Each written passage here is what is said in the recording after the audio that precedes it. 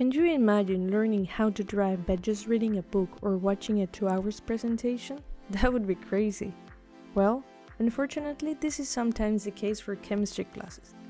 Students have to learn scientific concepts without being able to perform experiments, either because there is no access to a laboratory, the classes have too many students, or simply because the labs are costly.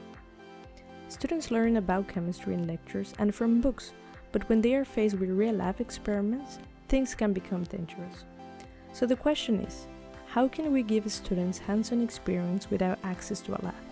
Perhaps the solution is close to everybody: mobile augmented reality. In education, augmented reality is perfect because it is motivating, accessible, scalable, and interactive. That is why we designed MARLab, a mobile augmented reality application that teaches how to perform a titration experiment in a virtual laboratory from the comfort of your home.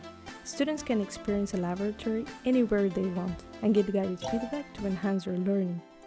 We have used data mining to identify where students struggle and apply this information to improve the application, guide the interactions, and provide relevant feedback. Our research explores how people interact with augmented reality and aims to support learning both in the classroom and in the laboratory. We see a future in which learning can be enhanced with augmented reality not only for chemistry but for any area of knowledge.